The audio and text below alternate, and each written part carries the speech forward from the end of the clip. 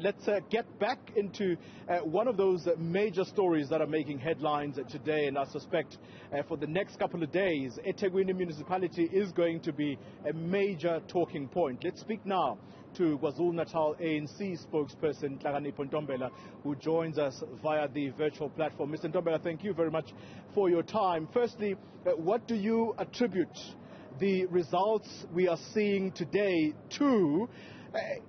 You've lost that city. Well, clearly there is a variety of issues, but I think the key thing is that the result we are receiving must give the context thereof. There has been a decline of ANC support in eThekwini from 2012, a decline in 2014, a decline in 2019. There is a context we must give on the result we have received. Of course, we did not anticipate going less than 50%, but that's one reality we have to accept. But secondly, the factors of the infighting within the organization, the instability in the functioning of the municipality, its failure to execute its responsibilities, which even led the ANC in the province to intervene to a point of recalling the whole executive and putting a new executive. It's because we're identifying these challenges that if we're not turning the corner, we might be losing that municipality. How much of a factor was the July unrest, Mr. Ntombela? Well, we don't think the July unrest was a factor because the voter turnout and the response thereof, the majority of the ANC members did not come out to vote. For us, that was making a political statement for their grievance with regard to our performance in running the city. Remember, this is the only metro you have in the province. What is the only metro you have in the province? In some instances in your major location, you could not provide water. You ended up providing water using water tanks. So there are some basic services failures on our parts, which we must make an introspection on as an organization. This is a metro which is winning consistently the housing awards nationally for building houses more than the rest of the metros in the country. In average, we've been building now, I think, 4,000 to 5,000 in the financial year. To a point that you'll recall we even had an intervention which was led by the then deputy chairperson of the ANC, Mike Mabuya Kulo, after the Minister of Human Settlement was about to intervene and recall the allocation of about 1.9 billion of the MTF housing grant, because we're failing to utilize it expeditiously within the MTF period. So there are a number of factors which took us where we are as a province, and in particular within the metro, and the decline of the ANC support in the metro. Mr. Ntombela, I'm going to come back to the issue of your internal divisions. This is now within the ANC and as to what the situation is now. But at the end of the day, how you analyze this as a party is going to be very important for you to look at it from the prism of service delivery. For the longest time, service delivery has been declining in KwaZulu-Natal. For example, you look at townships like Umlazi, voter turnout apparently has been quite dismal, and that tells you that you probably have suffered greatly as a result of people not showing up. How much of a factor do you think the delivery, or should I say the non-delivery of services to the people there is as a result of what you are seeing now being yourselves being punished?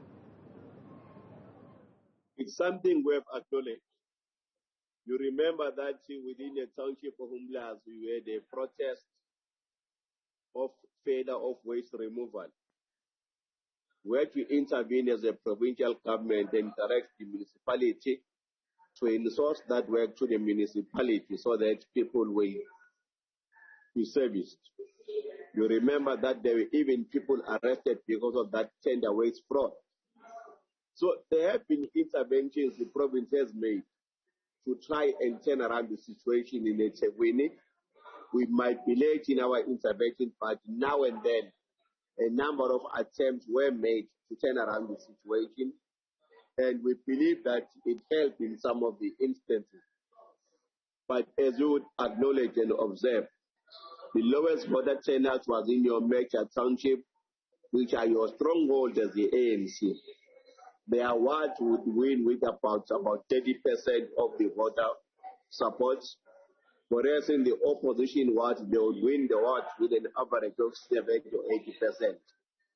They tell you that the majority of your members and supporters did not come out to vote, and that led to the decline we are facing eThekwini in particular.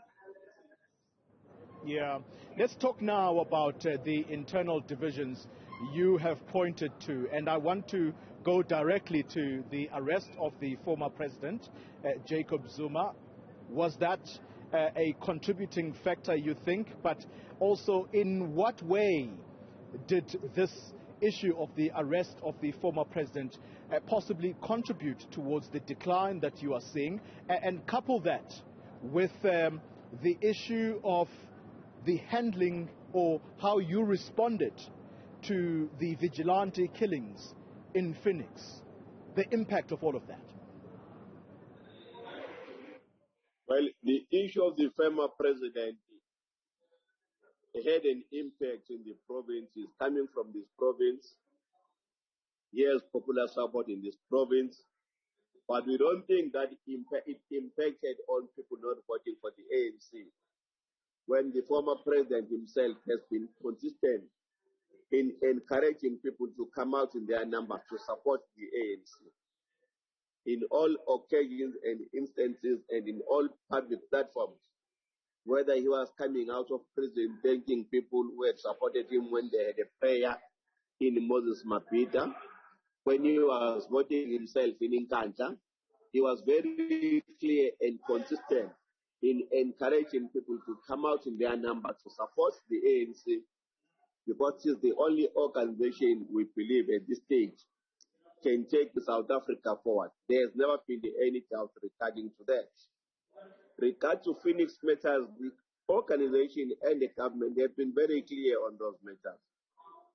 That is why the interventions, whether they are done by the Minister of Police and others in intervening and indicting those communities, and the arrest which came after that, it was because of the initiatives by the ANC-led government which took those initiatives. It can be debatable whether others might say that where was the leadership during the course of the unrest. But the leadership had always been there interacting, discouraging people from participating in such activities because we knew the damage it would cause in the problem. As you speak now, out of that unrest, we lost about 40,000 full-time employment job opportunities, not counting the damage on the infrastructure which we incur. So as a governing party, we had always been clear and consistent in our message that what happened was not in the interest of the city of the province. To have dropped. Sad that I couldn't quite conclude this conversation with you, but that's the ANC spokesperson in KwaZulu-Natal, Nhlakanipho Ntombela, responding in particular to the decline in the results they're seeing, specifically in the metro of eThekwini. The ANC, for the first time since 1994, losing control of that particular metro.